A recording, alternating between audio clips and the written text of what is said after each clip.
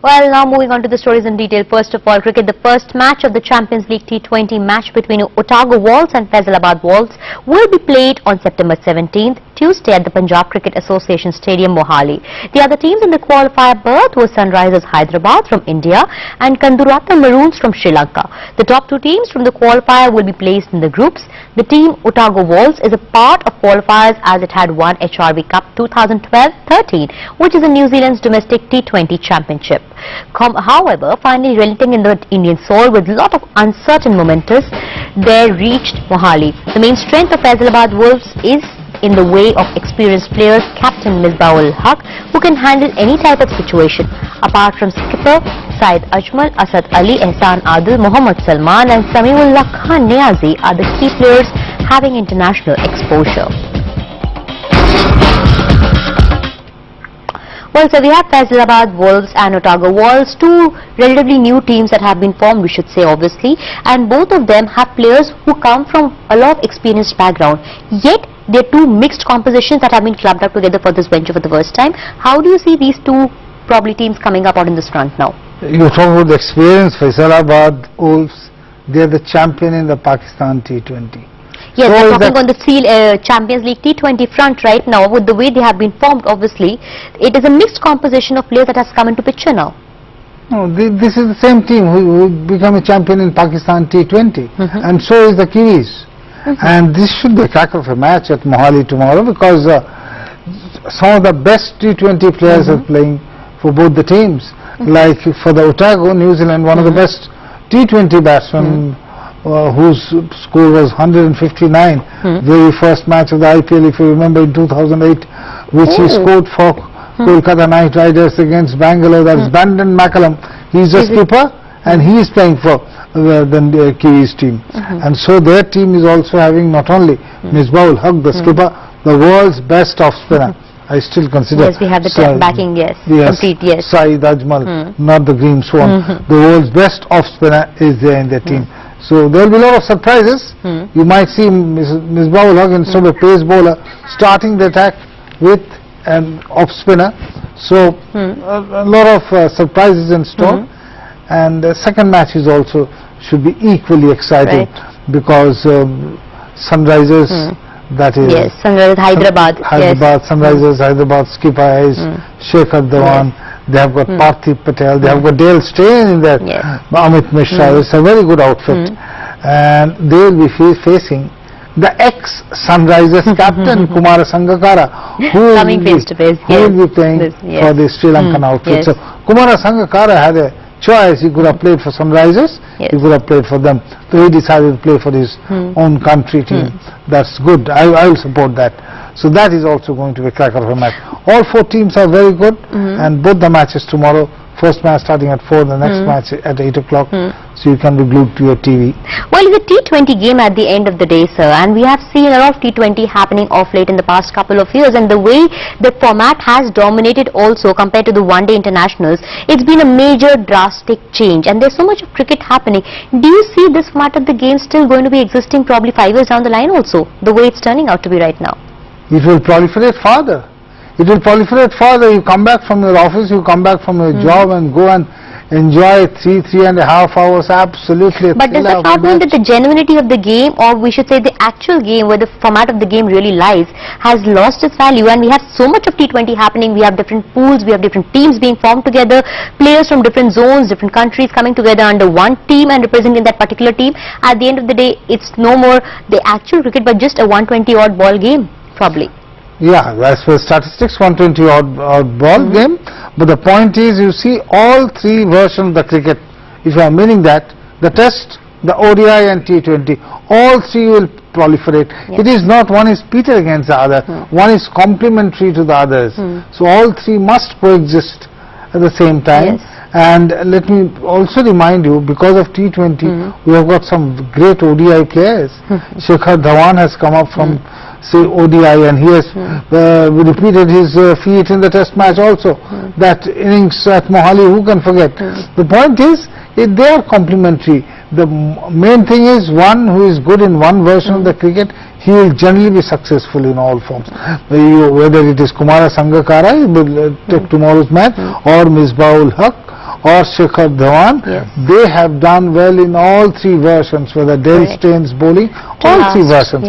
So it is not that one is trying to eat away in somebody else's territory or the turf war has started. No, one is complementing the other, and all three can coexist properly if it is planned well. Right. Well, for now, we shall now move on. Team India is all set to don a new jersey by a private sports parlour company in one-day international format, which was unveiled on Monday. Indian cricketers will be seen in the new jersey during the next ODI assignment, which is against Australia in October. The limited overs leg of Australia's tour of India's 2013 contains 7 ODIs and a one-off T20 international.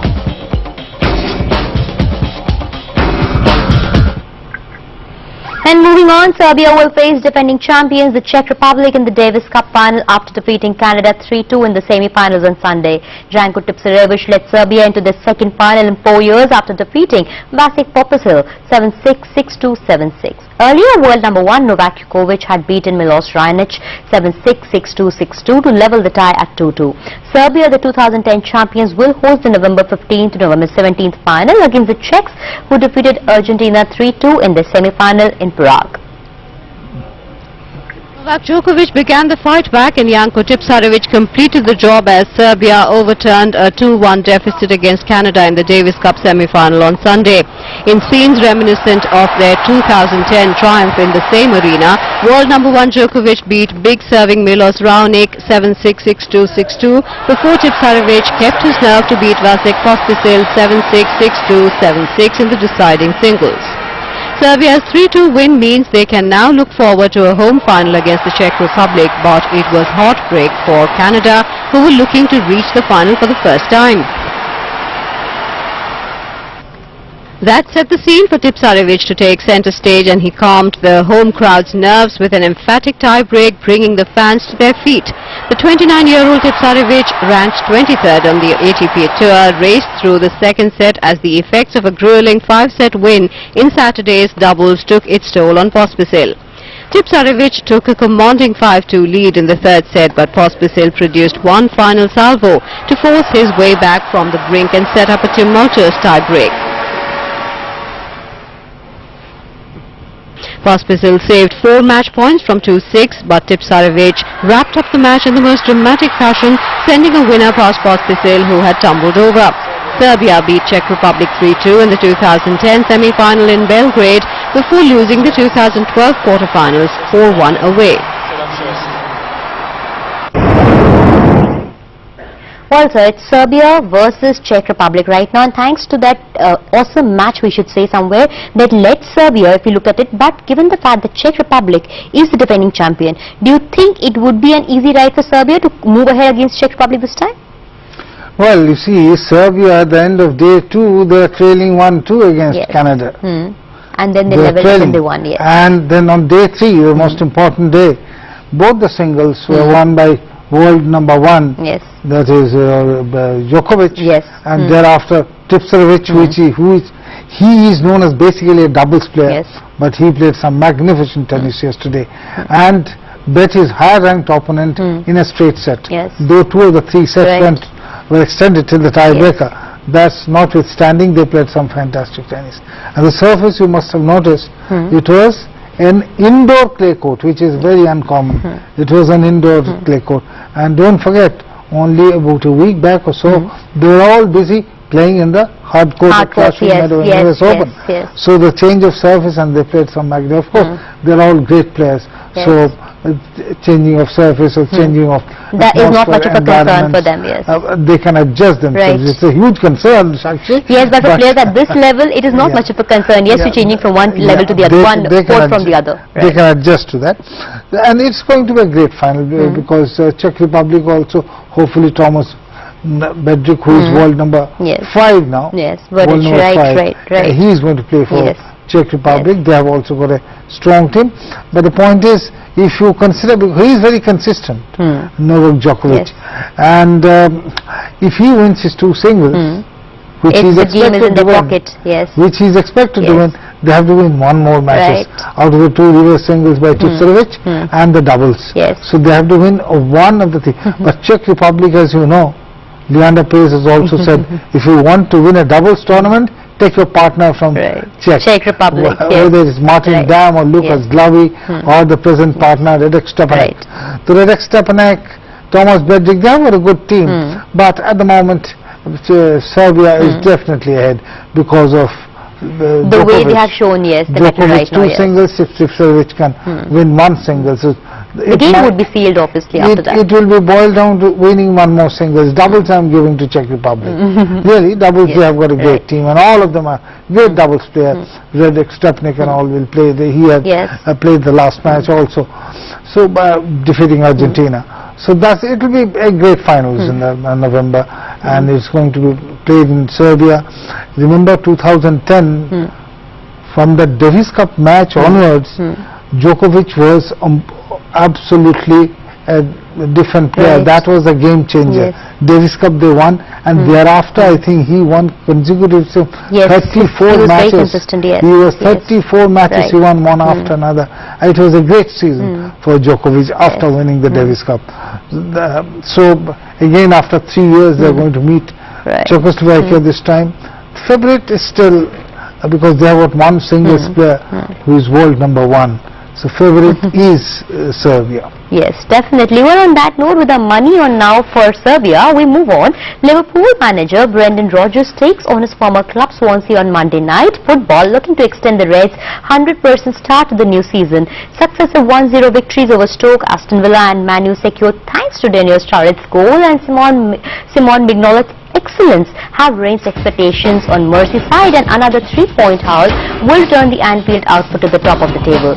Giuseppe Giacarainen pulled off 3 superb saves to earn West Ham a 0-0 draw with Southampton at St Mary's. In a match devoid of many moments of class, the oldest man on the pitch proved decisive as Saints were denied a first home win of Sunday. Well, sir, things definitely looking in much brighter light for Liverpool right now, we can say, compared to the way they have performed off late also. Things can be expected that tables can turn this time for them, if nothing, a lot in their favour. If any team can go and beat the defending champion in their own turf, then it's a great beginning. Yes. Don't forget, they bet Manchester United at Old Trafford. Yes. And that was a tremendous adrenaline for the whole team. Played 3, won 3, 9 points. And so they are the favourites. There's no doubt about it.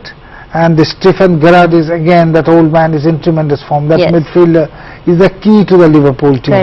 And if you remember that match against Manchester United was denied the red jersey. It was both put on red, Liverpool and Manchester United. The Manchester United had to play with the black, and Liverpool got the red, and they really met the Old Trafford red that day. So Liverpool is playing, and Liverpool is a very good team. They haven't won the championship of EPL for a long time, and they have got a huge fan base. Yes, but they were also a team at one point of time when they had slipped down the table also, and the questions were being raised as to what's happened to Liverpool's composition. They've gone array completely. So like last few years, they are 7th, 8th, 9th. There's no question of qualifying for the Champions League. So that's not the Liverpool we know of 1990s and 1980s. And hopefully they are making a turn this time. They're topping the table because they have got 100% records, played 3 and won 3. Hopefully they'll play but the competition is also very tough for them. They have Man U out there who can never be taken to be an easy competitor. Right now things do look bright for them, only if they are able to maintain the consistency and make things work in their favour also.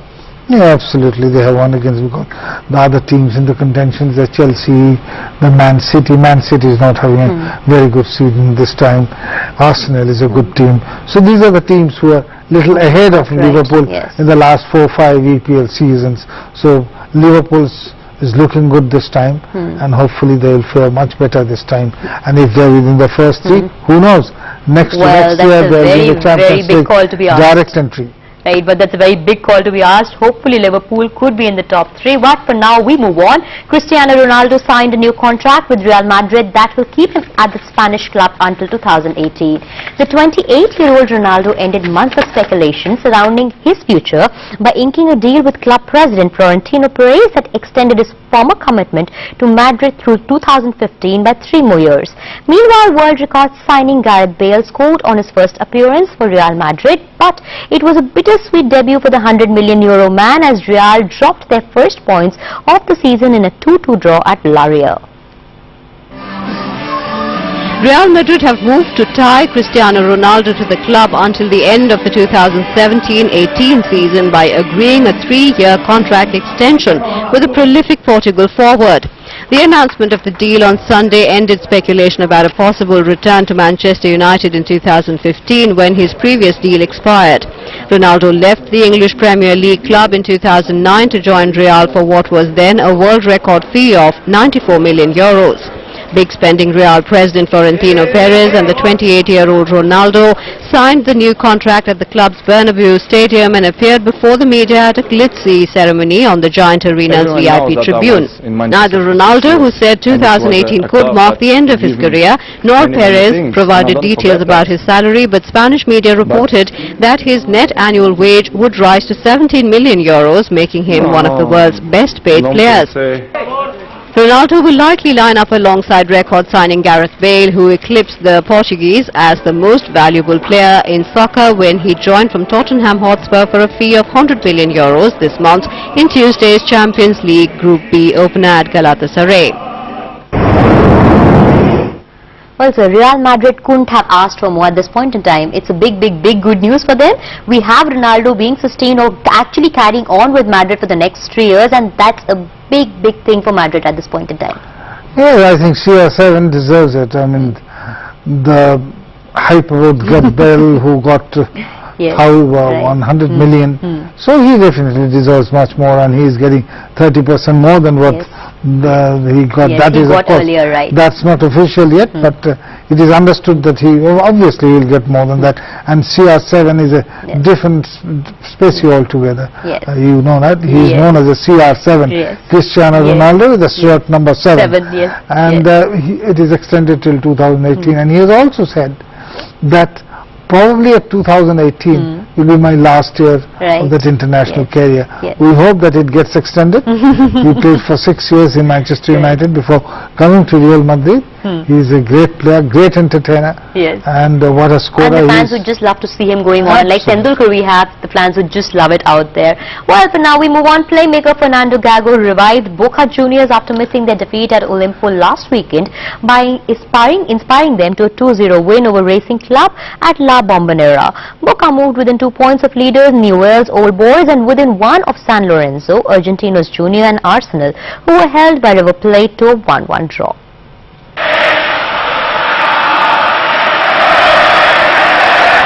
Playmaker Fernando Gago revived Boca Juniors after missing their defeat at Olimpo last weekend by inspiring them to a 2-0 win over Racing Club at La Bombonera on Sunday. Boca struck in the 17th minute when midfielder Juan Sanchez Mino passed to Juan Manuel Martinez on the left and raced into the box to meet the striker's return cross with a firm header.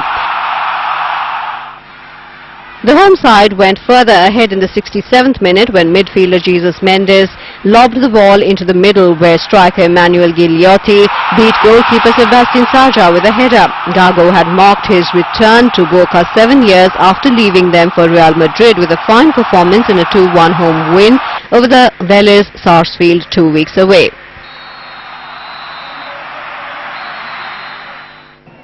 In the match against Arsenal, River started well, taking the lead in the 11th minute when winger Carlos Carbonero crossed from deep on the right and defender Gabriel Mercado scored with a first-time shot. River missed a good chance when midfielder Manuel Lanzini hit the post and Arsenal hit back in the 66th through substitute striker Julio Furch.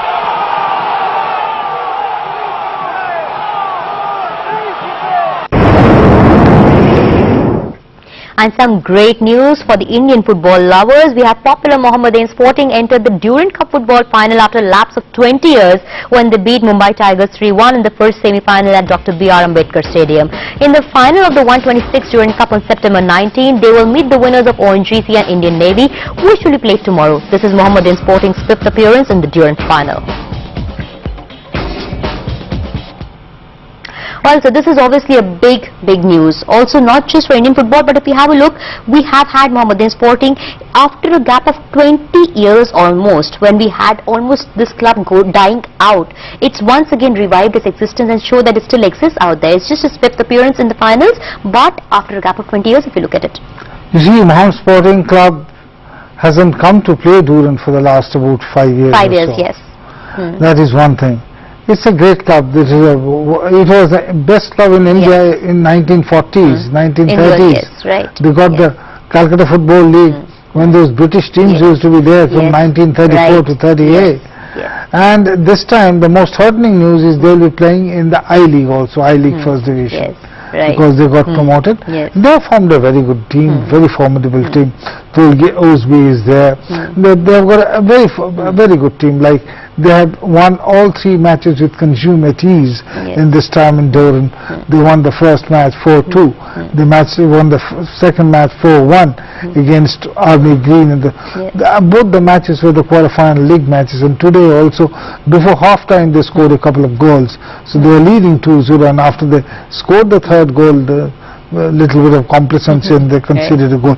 They have brought a foreign coach called Aziz, very hard taskmaster, and for the last 1 month they have been having their training, and they have got the fruits. And I wish them all the very best, because they'll be meeting the winner of tomorrow's semi-finals, which is between ONGC and Indian Navy.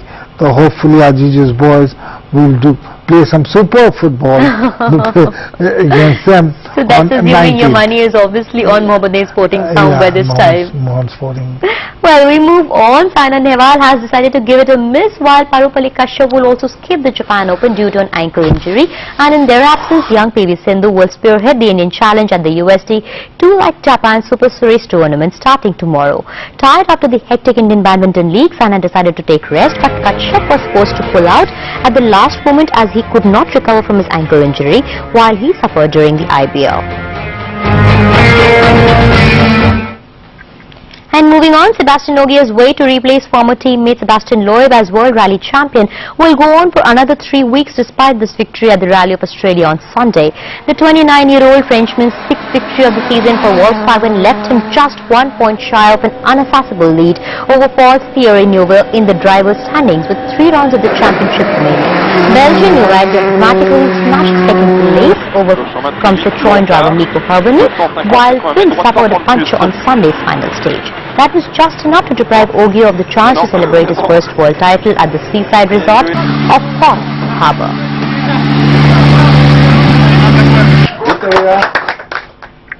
And ONGC successfully defended their snooker team title and emerged overall winners of the PSPB Billiards and Snooker Championships, which concluded in Ahmedabad. Led by the reigning World Billiards champion Pankaj Advani, ONGC defeated IOC in the final 4-2 to defend their team title at the Gujarat Sports Club. In the billiards event, ONGC again got the better of IOC, winning the finals 2-1. Advani was adjudged the player of the tournament for snooker, while veteran Devendra Joshi received the coveted honour for billiards. More importantly for Pankaj Advani and Devendra Joshi. And Chris Horner became the oldest Grand Tour winner in history by completing overall victory at the Volta a España as Michael Matthews sprinted to glory on stage 21. American Horner, who turns 42 next month, safely negotiated a flat 109.6 km day into Madrid to seal a 37-second triumph over Italy's Vincenzo Nibali, with Spain's Alejandro Valverde consolidating third place overall, 1 minute 36 seconds down. American Chris Horner became the oldest winner of a Grand Tour when he took the overall classification of the Tour of Spain on Sunday for the biggest win of his long career. Radio Shack rider Horner, who turns 42 next month, left the sprinters to fight out the 21st and final stage of the 3-week Vuelta and finished safely in the bunch to secure the race victory 37 seconds ahead of Giro d'Italia champion Vincenzo Nibali. Spain's Alejandro Valverde was third overall. The stage win went to Australia's Michael Matthews in a bunch sprint, with American Tyler Farrar second and Germany's Niklas Arndt third.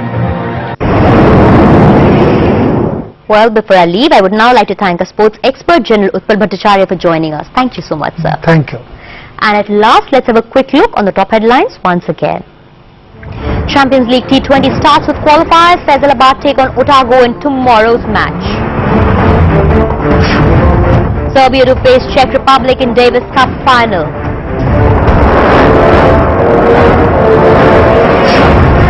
Liverpool up against Stoke in English Premier League. Pankaj Advani helps ONGC win snooker team title. Well, you can also post in your views and comments on our email ID sportshour4@gmail.com. That is all that we had in this edition of Sports Hour for you. Thank you so much for watching, but do stay tuned in. Lined up ahead is the Hindi Bulletin with Sudhir Tyagi. Till then, it's goodbye from me.